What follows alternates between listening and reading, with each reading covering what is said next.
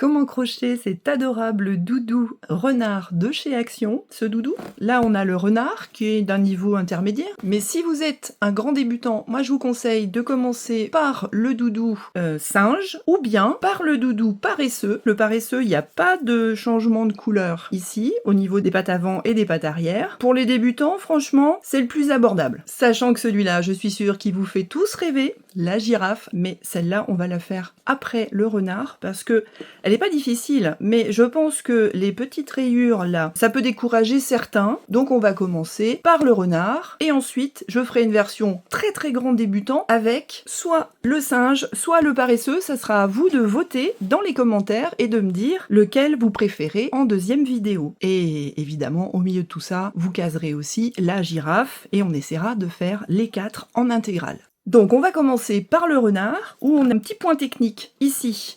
En ce qui concerne le changement de couleur, que je vais vous apprendre le plus simple possible, au niveau des pattes arrière et des pattes avant, ça va nous donner la même chose que pour la queue, mais attention, hein, pas avec cette horreur là en plein milieu. Vous voyez la démarcation, il y a un décalage d'un rang, qu'on voit très bien derrière ici, là, au niveau de la tête. Ça, bah non, ça j'en veux pas moi. Hein. Je vais vous montrer comment faire quelque chose de complètement lisse, et on va pas voir la différence, et ça sera beaucoup mieux fait que celui-là, parce que là quand même c'est un petit peu honteux, hein, pour des super fortiches en crochet qui ont fait le design. Bon, ils auraient pu quand même bosser un petit peu mieux, hein. Si jamais vous avez perdu les instructions papier, vous pouvez les scanner ici sur l'arrière du kit.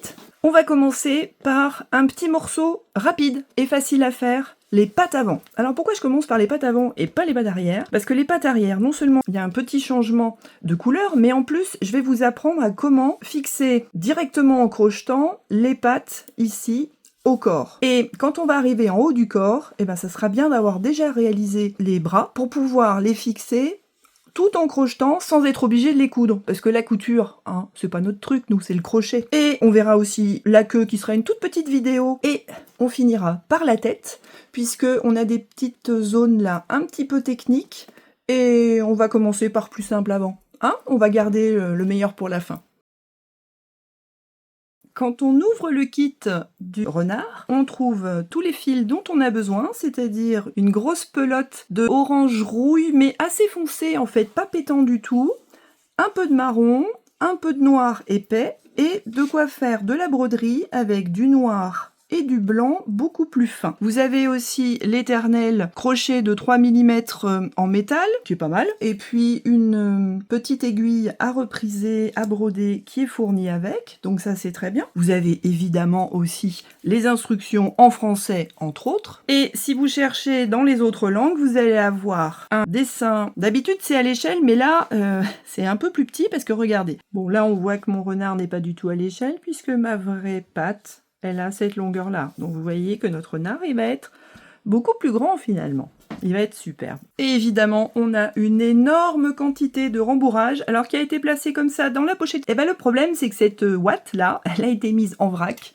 Alors c'est super de ne pas avoir rajouté un sac plastique, mais alors avec du fil noir, bon, faut nettoyer un petit peu. Vous voyez, ça a tendance à coller un petit peu sur les fils un petit peu foncés. Donc ça par contre, c'est pas très malin. Pour pouvoir travailler au mieux, je préfère mon petit crochet clover de 3 mm qui est ergonomique. Franchement, c'est un investissement pour toute la vie. Vous avez le lien dans la description de notre vidéo. Une petite paire de ciseaux, celle-là c'est celle de chez Action, elle est vraiment très très bien. Et un petit marqueur de maille, ou un trombone, ou un fil de couleur qui va nous permettre de savoir où on en est, puisque on va en faire des ronds. Hein. Il va falloir qu'on compte quand même. Le but de cette vidéo, ça va être de crocheter ensemble les pattes avant de notre petit renard, qui sont assez courtes, qui commencent par un fil marron. Alors le problème du marron, c'est que pour les débutants, je vous déconseille, hein, commencez plutôt le paresseux, parce que c'est un fil qui est très clair, et là franchement vous ne verrez rien, vous allez vous agacer pour rien. Donc là on va commencer par du marron, faire un arrêt ici propre, et recommencer avec le fil orangé, on va dire, rouille, de manière à ce qu'il n'y ait pas de démarcation, ou presque pas de démarcation, en tout cas pas celle qu'on voit sur nos images là sur le kit. Et on aura besoin de réaliser des diminutions invisibles pour pouvoir avoir une patte qui s'effile vers le haut, et on fera le rembourrage que dans la partie du bas, et cette partie-là, on pourra la coudre directement au corps après. Et ben on attaque. On va commencer ensemble le bout de la patte avec le fil marron foncé qui est vraiment surprenant parce qu'il est beaucoup plus épais que le fil rouille. Ça va donner à notre petite patte un petit peu de corps sur le bout ici, surtout quand elle va être rembourrée. Donc on va commencer par un cercle magique. Alors, les grands débutants, si vous tenez absolument à commencer par le petit renard, parce que vous le trouvez absolument superbe, ce qui est vrai, je vais vous rappeler comment on fait un cercle magique, mais sachez que sur ma chaîne, vous avez des toutes petites vidéos et même des shorts qui vous expliquent comment faire le cercle magique pour gaucher et pour droitier, puisque là je vais tout doubler pour les gauchers aussi. On a le cercle magique plus lentement et avec un fil beaucoup moins foncé. Mais bon, je vous explique. Vous prenez votre fil sur la main opposée à celle qui tient le crochet. Vous enroulez ici de manière à faire une croix. N'hésitez pas à faire pause si ça va trop vite. Passez le crochet par-dessous, vous passez le crochet par-dessus, vous tirez, vous retournez le crochet pour aller vers l'extérieur, et là vous passez sous le deuxième brin, vous ramenez en tirant un peu vers le haut pour que ça passe mieux, le fil à travers la boucle, et vous voyez votre cercle magique, il est réalisé. Donc si c'est allé trop vite, prenez les autres vidéos ou recommencez, mais avec une vitesse plus lente ou en faisant des pauses. Là maintenant, on va commencer de façon tout à fait classique par 6 mailles serrées. Alors, 6 mailles serrées pour un amigurumi, c'est-à-dire que là je vais serrer un petit peu mon cercle magique pour éviter d'avoir un trou qui est un petit peu trop gros, et je vais aller piquer dedans. Je vais piquer mon crochet à l'intérieur, et là je vais passer mon crochet par-dessus la laine. En fait, la laine, en anglais on dit yarn under, c'est-à-dire que la laine est sous le crochet. Et je ramène. Et puis maintenant, je passe mon crochet sous la laine, donc là c'est yarn over en anglais. Je retourne mon crochet et je passe à l'intérieur. Vous voyez que là, j'ai pas trop serré, parce que moi j'ai tendance à beaucoup serrer. La première, allez-y tranquille, hein, sans trop serrer. On va faire la même chose une deuxième fois, par-dessus le fil, en dessous du fil, et ça fait ma deuxième. On en fait 6 comme ça, donc 3, 4, 5, 6. Et là, qu'est-ce que je fais? Je vais serrer mon cercle magique de manière à ce que ça me fasse quasiment un petit rond là au milieu. Et je vais fermer ce cercle. Là, je vais vous montrer ça avec une autre couleur. Ici, vous avez votre première maille. Si vous n'êtes pas convaincu, vous comptez à rebours. 1, 2, 3, 4. La 5e est là sous mon doigt et la 6e c'est bien celle-là. Donc nous on va aller piquer là-dedans avec le crochet. Donc vous voyez, je vais piquer à côté. Non, ça passe pas. Je vais piquer dans la première maille marron, on voit pas grand-chose, hein, on est d'accord. Mais bien dans les deux brins et que les deux brins. Et là, je vais faire ce qu'on appelle une maille coulée, c'est-à-dire que je prends mon fil par au-dessus, par en dessous, on s'en fiche. Je ramène à l'intérieur de ma toute première maille, et maintenant ce fil, je le fais glisser ici. Et si je compte, normalement, j'ai 6 mailles. Alors la première est assez petite, ça fait 1, 2, 3, 4, 5, là où j'ai mon doigt, et 6. Là, c'est pas une vraie maille, là, c'est là que je coulisse.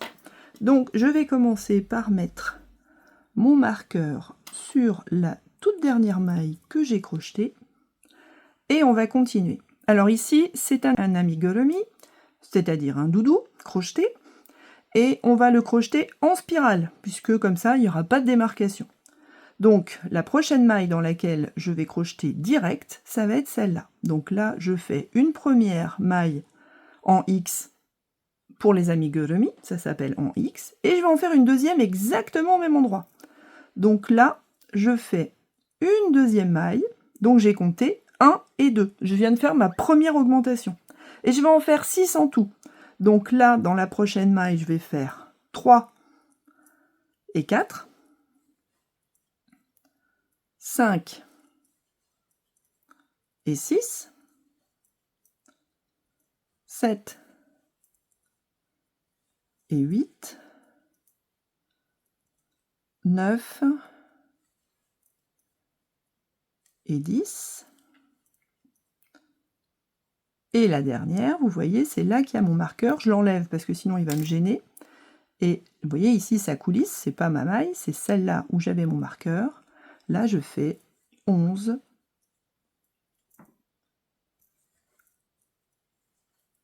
et 12. Et là, j'ai terminé mon deuxième rang. Donc, je place mon marqueur. Et on me dit que du rang 3 à 6, c'est-à-dire 3, 4, 5, 6, pendant 4 rangs, je vais faire 12 mailles. Donc, on va faire le premier ensemble. Donc là, mon premier rang, je fais 1, 2, 3, 4. Je prends mon temps parce que c'est du marron. J'essaie de ne pas me tromper. 5, 6, 7, 8, 9, 10, 11,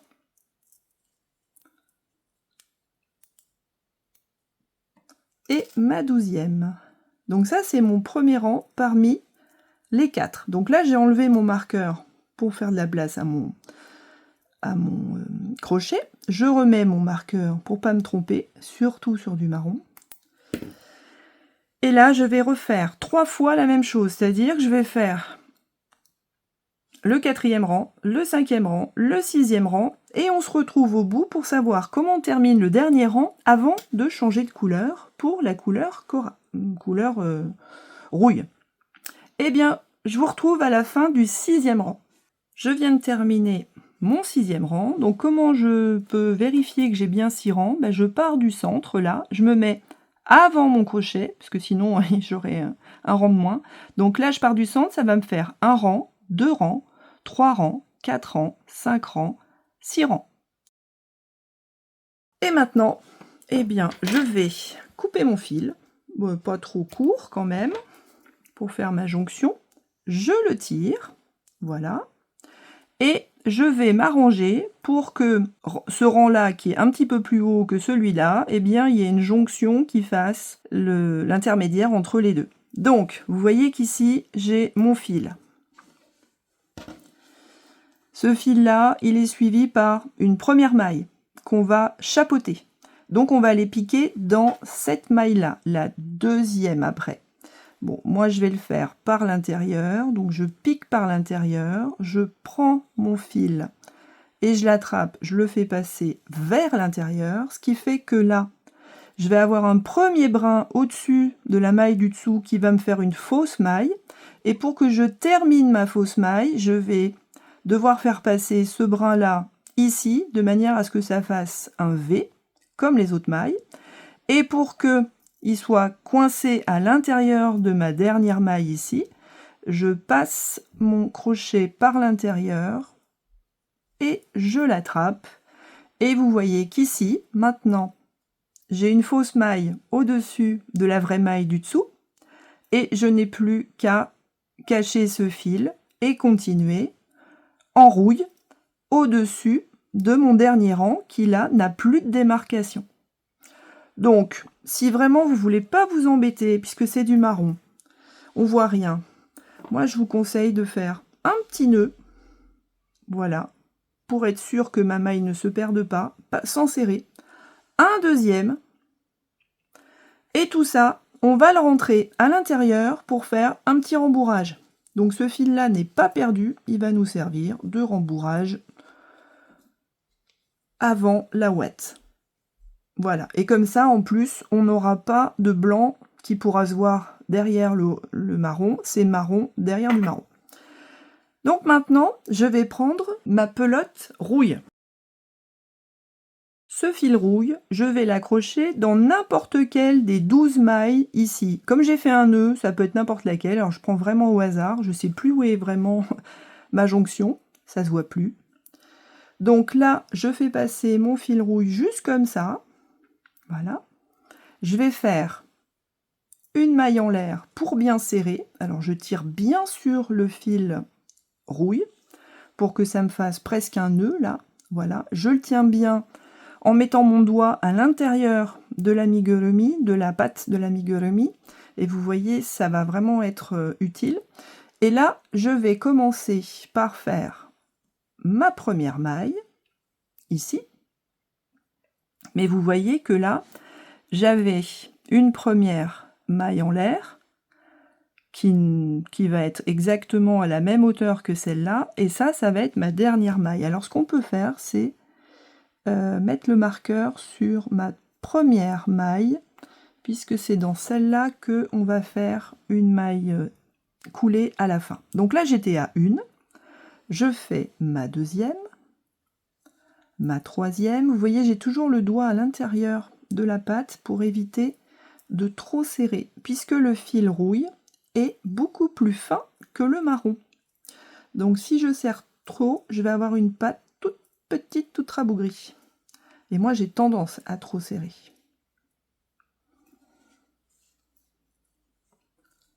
Donc là, j'ai oublié de compter, mais on pourra vérifier à la fin qu'on a bien 12 mailles.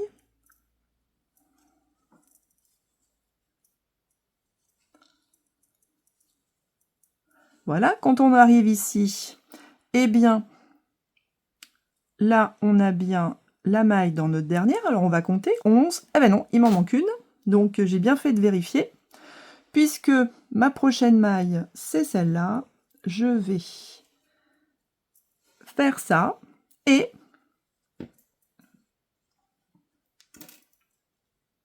faire une maille coulée dans la maille où j'avais mon petit marqueur. Et là, quand je vais passer au deuxième rang, ça va s'arranger. Alors vous voyez, il y a des fils qui sont un petit peu plus serrés, d'autres un peu moins. Donc essayez d'avoir la même tension pour avoir exactement la même chose. Et bien on va continuer en spirale. C'est-à-dire que, allez, je mets un petit marqueur sur ma dernière maille pour pas l'oublier et pas me tromper. Pas facile, hein, avec des petits bouts comme ça. Je suis censée commencer par une diminution pour passer de 12 mailles à 11. Donc, je vais vous apprendre la diminution, pour ceux qui ne sauraient pas. Donc, je vais piquer dans le brin avant de ma prochaine maille. Je vais faire une diminution invisible. Donc, une fois, je pique dans le brin avant seulement, pas dans le Y total, mais que dans le brin avant. Je contorsionne et je passe dans le brin avant de la deuxième. Et maintenant, je termine comme si c'était une maille serrée. Voilà. Et maintenant, la grosse difficulté, c'est de savoir, mais alors où est-ce que je pique? Parce que là, vous voyez, vous avez des fils qui sont en diagonale. Eh bien, quand vous suivez la diagonale, c'est là que vous allez continuer. Donc, vous allez continuer pour la deuxième maille du rang, la troisième, et là, on va compter ensemble. 4, 5, 6, 7, 8, 9, 10, et on finit bien par 11, là où il y a le marqueur. Donc on est bon. C'est important, parce qu'après, si on décale tout, on va se prendre la tête. Donc là, je viens de réaliser mon 8e rang. Et on me dit, dans les instructions, que du 9e au 13e rang, c'est-à-dire 9, 10, 11, 12, 13, pendant 5 rangs, vous allez réaliser 11 mailles. C'est-à-dire que vous allez réaliser 55 mailles. Donc vous pouvez très bien positionner votre marqueur que sur un brin, voilà, pour éviter qu'il vous gêne tout à l'heure, et réaliser 55 mailles d'affilée en comptant et sans s'arrêter. Et bien on se retrouve au bout de ces 55 nouvelles mailles. Maintenant que je suis arrivée en haut de mon 13e rang, je remets mon marqueur là où je suis. Et je vais commencer, comme tout à l'heure, par une maille de diminution invisible. Voilà.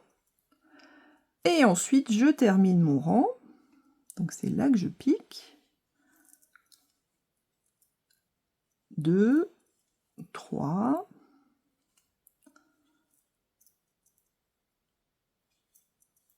4, 5, 6,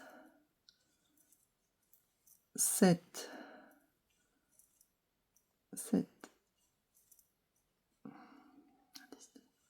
8,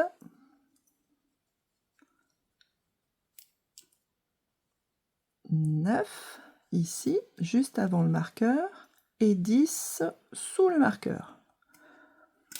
Donc, j'ai bien maintenant 10 mailles. C'est serré, mais je continue à mettre mon doigt à l'intérieur pour éviter de piquer en face et de coudre en fait les deux côtés ensemble. Ça serait dommage. Ça serait difficile à rembourrer et à rattraper, il faudrait tout défaire. Donc maintenant que j'ai 10 mailles, du 15e au 19e rang, donc 15, 16, 17, 18, 19, pendant 5 rangs, je fais 10 mailles. Donc je suis partie pour 50 mailles. On se retrouve au bout des 50. Et quand on arrive à la fin du 19e rang, on vous conseille de rembourrer le début de votre patte. Donc pour rembourrer, normalement vous devriez avoir l'habitude, si vous avez ou continué par ce tuto. Ici, moi, ce que je vous conseille, c'est d'y aller avec des ciseaux légèrement entrouverts, sans piquer, sans couper votre joli ouvrage, ça serait dommage.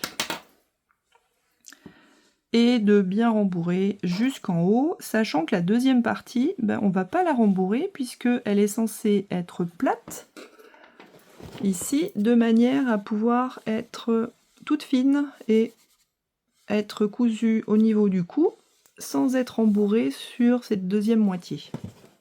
Et maintenant, le rembourrage, on l'oublie, jusqu'en haut de notre petite patte. Au 20e rang, on va continuer à nouveau avec une maille de diminution invisible et on continue ensuite avec 8 mailles serrées classiques sans dédoubler le fil qui a tendance là à me faire des petites misères. Donc 1, 2, 3, 4, 5,